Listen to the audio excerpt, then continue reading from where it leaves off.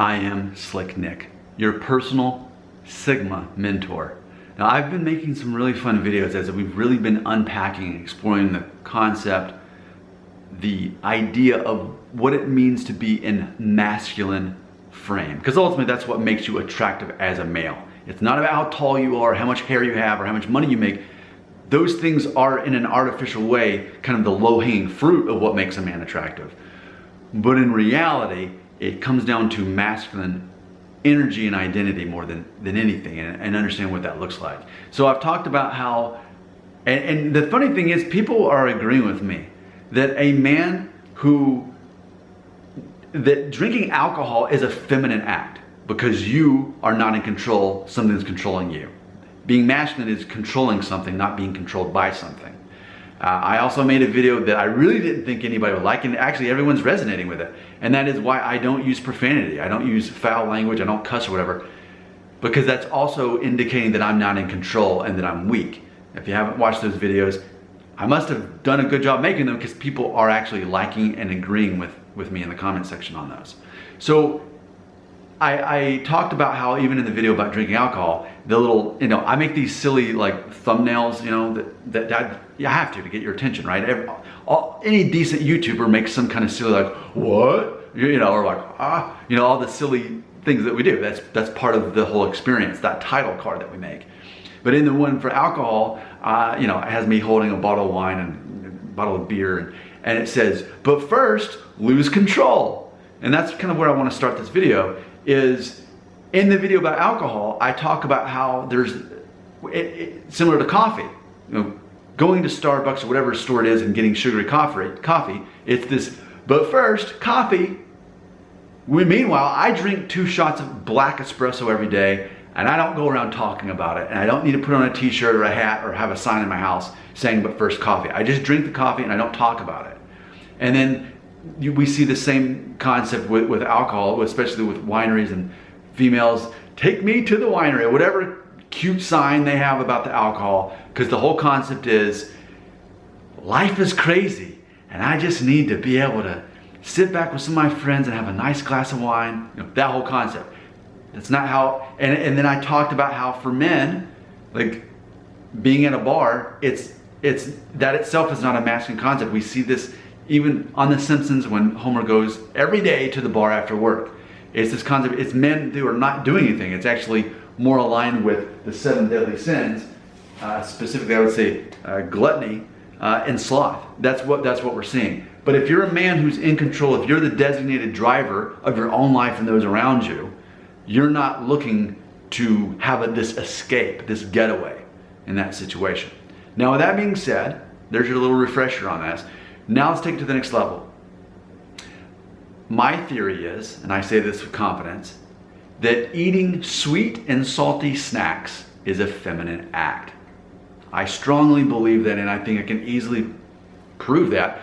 You could go onto YouTube or you could go to Google Images and you could type in chocolate commercial. And you're probably quite likely to find a woman who has a candy bar or has some kind of chocolate nugget, and it's gonna be almost kind of a sensual vibe going on, and she's like, and like making a big deal about this chocolate at the end of the day. Similar to those concepts of a woman needing sugary coffee and alcohol. She's just, at the end of the day, I deserve this chocolate. I've earned this chocolate. And that's candy. The concept is that women like sweet food, and they also like salty food, specifically like pretzels and chips specifically. Last night I went to a Mexican restaurant. I was the only male.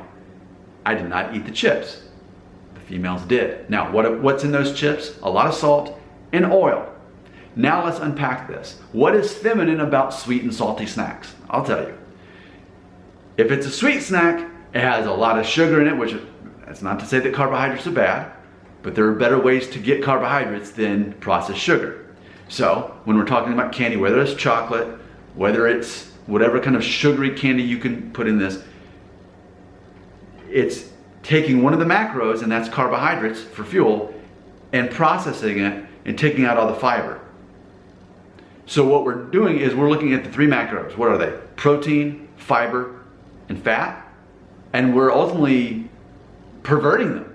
We're extracting all the sugar and taking out all the fiber, and that's not going to help you meet your body recomposition goals. As a man, it's definitely not. I know that. That's why I don't eat candy. I definitely eat chocolate, but I'll show you how I eat chocolate, and I eat it most days. Look at this. I put this in my yogurt, which I also have whey protein in, special dark cacao. It's 10 calories. It's 2 carbs, which also has dietary fiber in it. Like you'll hear on, and I've heard this multiple times on the radio back when I'd still commute to work, and it has these DJs and they're trying to be cool and fun in the morning, like, wow, this is great. This new scientific study just came out saying that it's actually healthy for you to eat chocolate every day. Well, wow, I guess I better start eating more chocolate every day, right, Ryan? Right, Trisha? You know, silly TV radio show. The reality is, what science is saying is, yeah, the straight product, the one ingredient, cacao powder, cocoa powder, not sugar, not fat in it, just the straight thing. Yes, it has antioxidants and is good for you. That's why I put it in my yogurt. But I know that this is not the same as eating a Snickers bar or whatever kind of candy bar. This is not candy. This is an antioxidant like blueberries are. So, when we look at sugary snacks, and even, I remember years ago I was at a dinner, and we're at this business dinner, and the guy kind of in charge of it, he's like, well, who wants desserts? He's like, I'm not really a sweets guy, but, you know, and he had to be like hosting because there was male and female there. But men, for the most part, are not supposed to be attracted to dessert and sweet things and sugary Starbucks drink. That's not natural to men. It's natural for a man to drink black coffee, or like I do, straight shots of espresso. That's what's masculine. Why? Because when we are perverting the macros, we're doing ourselves as a disservice as a man. If I were to get my carbohydrates from candy, as opposed to good sources like fruit, I eat a lot of fruit, or sometimes oatmeal, or this stuff right here, Dave's Killer Bread. I'm getting it from sources that are not really processed, where I'm actually getting that fiber from my carbs. And then specifically, well, what about the whole salty thing? Okay, let's get back to that. Women eating chips and loving chips, and meanwhile I'm like, no, thanks, chips. Because I know they're full of oil, which is the processed version of fats. I absolutely have fats. I usually have 4 eggs a day. Here's cottage cheese that I have. Well, this is not a lot of fat in tuna, but the point being is that I'm focused on protein, I'm focused on fiber, and I'm focused on fat. Those are the 3 macros that help your body recomposition as far as actually losing body fat, building muscle, and then being active so you can burn enough calories to be in a deficit to lose the fat and build muscle to begin with.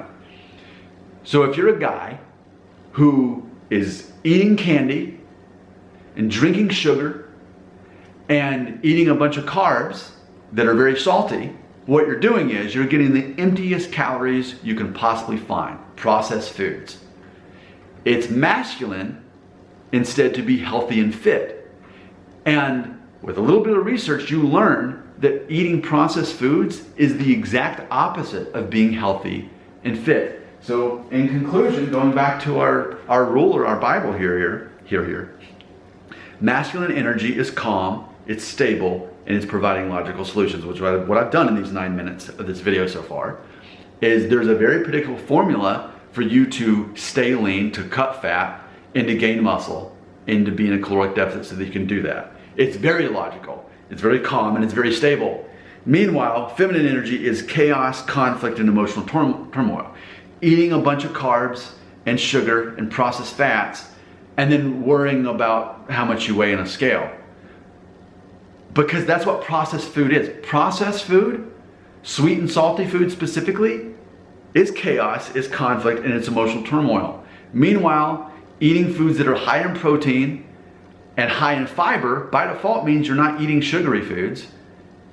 It means you're eating the healthy, nutrient-dense foods that you need that will allow you to be calm and stable and logical as you have a good physical frame where you are in a healthy situation and you are in control of that instead of being controlled. But just like alcohol, these processed foods, which typically are sweet and salty specifically, as they pervert the 3 macros of fiber, fat, and protein, they're leaning all the way into that feminine energy. And I've said before, 7 deadly sins. Masculine frame is identified in being the opposite of the 7 deadly sins. It's controlling the 7 deadly sins. So to be masculine is to be in control of lust, gluttony. Lust and gluttony, I think, fall into this processed food thing. Pride, sloth. If you're eating processed food, you're less likely to be active. Wrath, greed. There it is, greed, and envy. Why do they have less body fat than me? Why can't I be as thin as they are? Very clearly, processed foods connected to feminine energy and the 7 deadly sins. Meanwhile, a masculine man is in control of these 7 deadly sins. And then, of course, the masculine traits that I came up with years ago: being direct, respectful, emotionally intelligent, being a good communicator. And then here it is, number 5 on my list: being healthy and fit, and therefore well-dressed, because when you're healthy and fit, clothes look better on you. And then the other one's finding your identity and your unique skill set. Well, guess what? If you're someone who's in control of what you eat and how active you are, well, that's going to be part of your identity, and people are going to notice that you don't even have to talk about it. Also, masculine traits: being a leader, being confident, being funny, being committed. What we can very clearly see is it's absolutely part of the masculine frame to be in control of what you are eating and what you're not eating, and having the discipline to exercise and do weight training accordingly. This is so easy of a video for me to make. I appreciate you watching. I don't even feel like there's a discussion here. Very clearly, eating sweet and salty snacks is feminine. Meanwhile, eating foods that are high in protein and high in fiber are going to ultimately mean that you don't even need snacks, because you're getting satiated through nutrient-dense food. Your comments belong right here.